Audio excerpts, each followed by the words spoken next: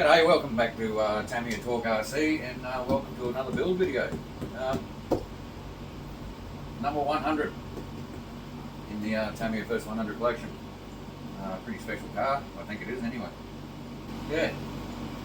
Well, actually, I'm a bit out of practice. We haven't done a video for a little while. We've been a bit slack. Not slack, we've just been working.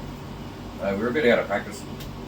But before we bring it over to the bench, we'll go through a few things we bought for it. Obviously, paint, green paint. Now, we only just bought this morning. This is Saturday. What's the date today? 8th of March. And yeah, we went to our hobby shop, our local hobby shop, which to us isn't local. It's about 45 minutes away in the next town kind of thing. We found out they were closing down. Probably going to close down by about April. So, and this was the last can of PS17 metallic green that they had. So, I think we're going to be forced to pretty much buy everything, all our supplies, paints, all that sort of stuff online these days. So, we've always bought the cars online. They always end up cheaper, but the stuff like paints and that. The hobby shop's actually pretty much just around the corner from where I work. So, usually just stop in there after work, grab what I need and come home.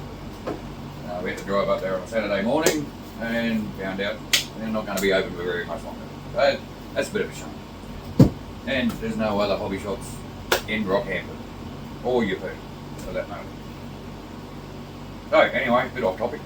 That's my problem, not your problem. But our usual 25 kilo Banggood Special Servo, Tamiya BZ super stock motor, which we bought from a new, I don't know if they're a new supplier, but they're new to me. I never bought from them before. Elgar Hobbies online. They even sent a nice little note. Thank you in regards from Dan. So thanks Dan. Thanks for supplying with the motor and lovely little sticker too. We'll put that on the bench in just a minute. ESC Hobby Wing 1080. Don't know why, but we're going to run it anyway. Probably because I already had it. Also, it's a nice anodized red on the top of the ESC, and that will match with the one part that hasn't shown up yet. I've ordered a red anodized aluminium motor mount. Like I said, hasn't turned up yet, so we're going to build the car with the stock plastic motor mount, and it shouldn't be too hard to change that later on. Obviously, full ball bearing set from Plague Bearings. That's one of the two suppliers we buy bearing from. The other supplier, I don't even know the supplier's name, but it's some random shop online, and we just buy bulk 1150 size bearings. But if we want a bearing set for a specific car, difficult. We go straight to the Plague Bearings here in Australia. Really good turnaround time. That's about it for what we're putting in the car. The only thing we're missing, obviously, is a radio receiver, which we're just going to steal out of one of the other cars for now. So, come over to the bench, we'll have a look at the box and then open her up and see what we're in for. Never actually built a DFO one before. So it's going to be interesting, and I don't really know what kind of a build series is going to be yet, so you're probably going to find out as we find out. So come over to the bench.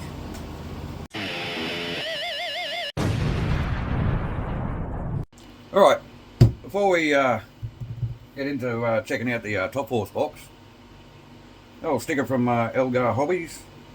Let's get him stuck on the bench here. We got more stickers from Hobby Wing with the ESC, but we've already got one there. We've got a couple over there. All right, that's enough for stickers. The formidable Tamiya Top Force. It's only just in shot, isn't it? So, obviously, Tamiya's commemorative 100th RC car with the 100 with the green and red behind it. Very, very nice. And Zach actually is the one who picked up on the wheels in the 100. The first zero is actually the wheel off the first Tamiya RC car, the 934. And the second wheel is wheel off the top force, which is the last of the 100 cars, or the 100th car. So I didn't even pick up on that, Zach did, so that was pretty cool. Another kind of cool thing, I've never seen this before, not that I've ever really looked, but I've never really seen it. It actually tells you down here what ball bearings you need, which sometimes I might say it on the side of the box, but it actually says it on the top of the box here. So full ball bearing setup requires 16 1150 and 10 850 ball bearings, obviously sold separately.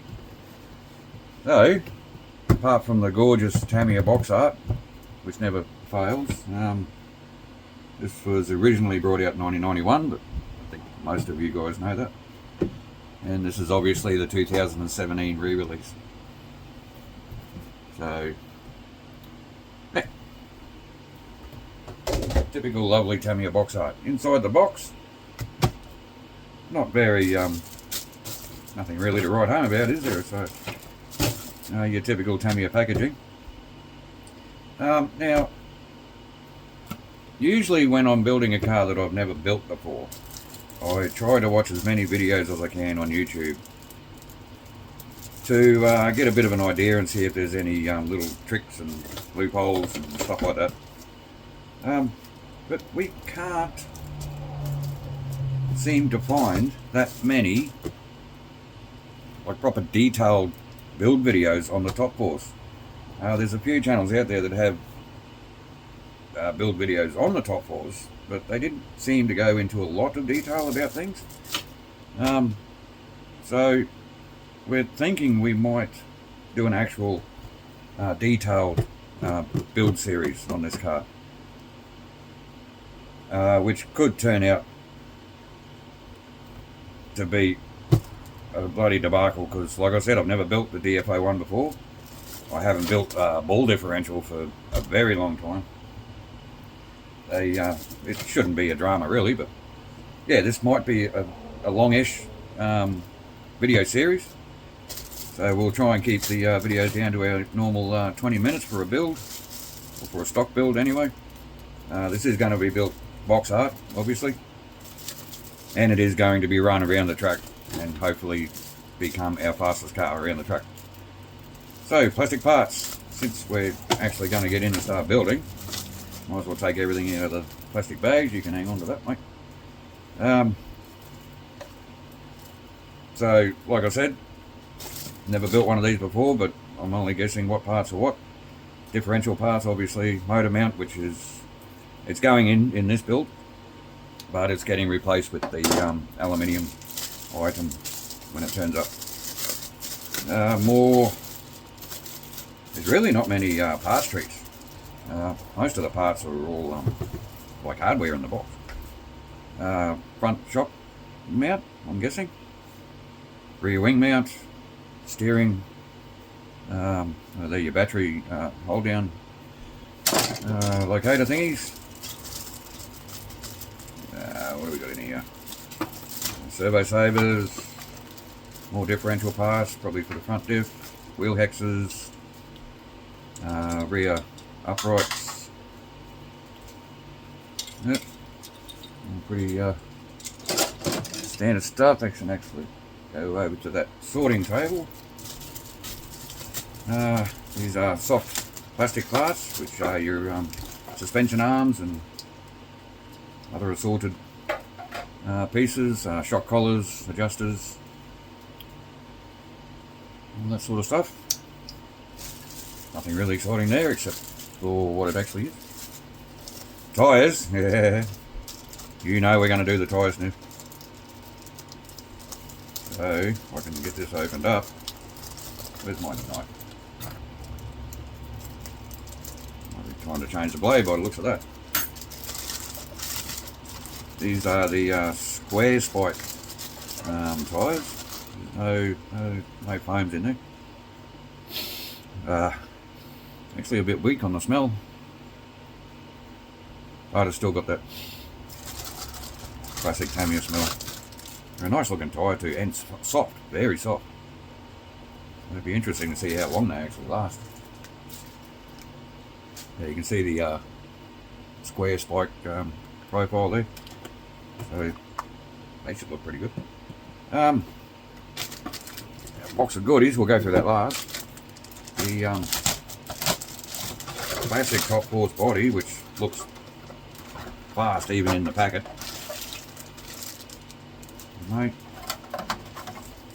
Body and the under tray for the chassis, which is a nice touch. That'll be getting painted up and fitted. Hopefully we have enough metallic green paint, since our hobby shop only had one can left. That's looks like it's going to be an easy body to cut out. There's your rear wing. All the holes are pre-cut. The slot in the wing is pre-cut, which is nice. And it's also nice that they didn't make the hole for the antenna tube, because obviously we're not going to run that. We only do on some cars.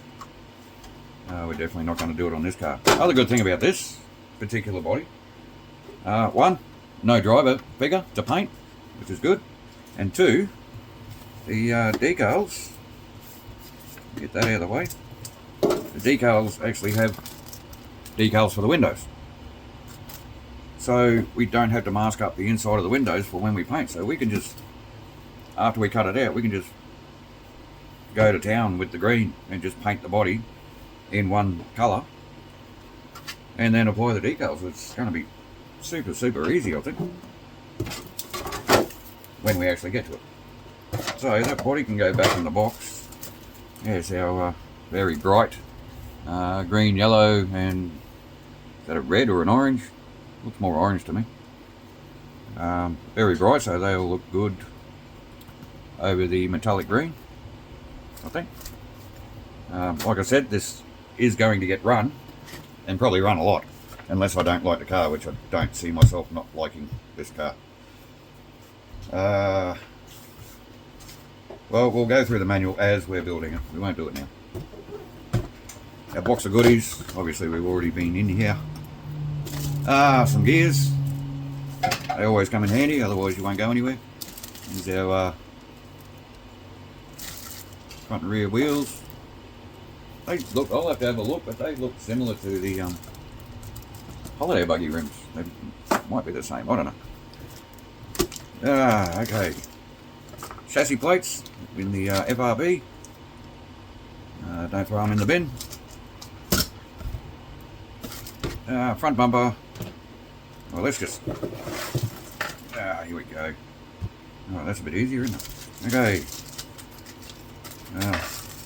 Because I'm a little OCD, I don't like starting halfway through the alphabet when going through parts tags. Shock parts.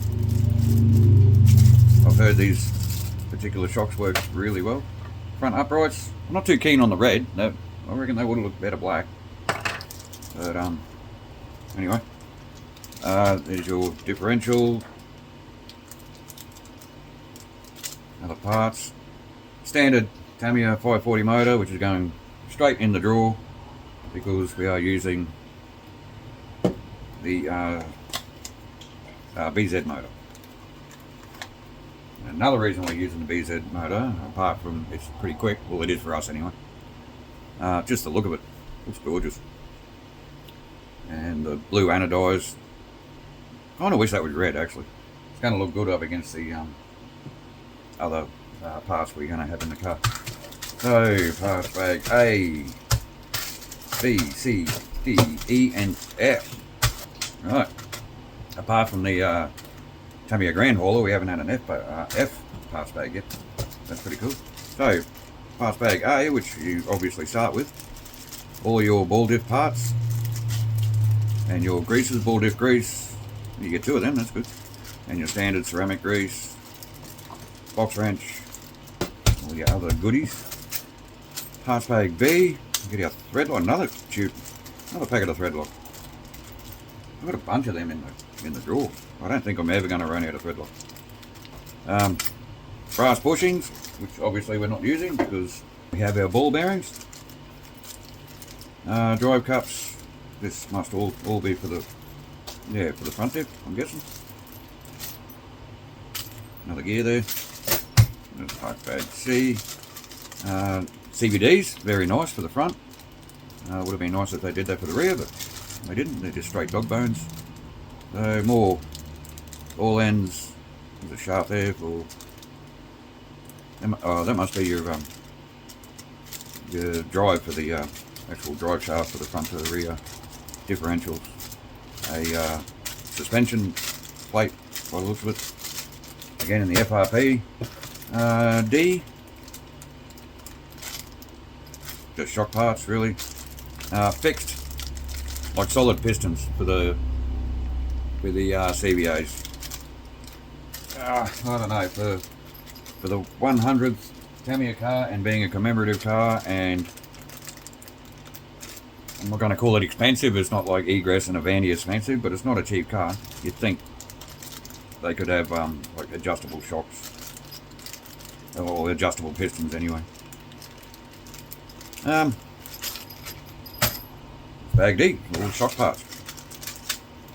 Bag E, more brass bearings, which again we're not using. Body mounts, by the looks, or chassis mounts for the FRP chassis. Weird looking drive shaft. We'll see how that goes. Pretty sure you can get aftermarket drive shafts for them, so we'll see how it goes, and if we need it we'll get one. Velcro to stick the body onto the under tray, double-sided tape, more screws, and other assorted stuff. So that's all our parts ready to go for our top force. Like I said, we'll go through the manual as we're building it. It's your typical gorgeous Tamiya instruction manual, best in the business. And look, paint required, PS17, that's it, one colour. Beautiful, love it. We just finished the Wild Willie 2 build, which, if you saw the videos on that, it took all the painting.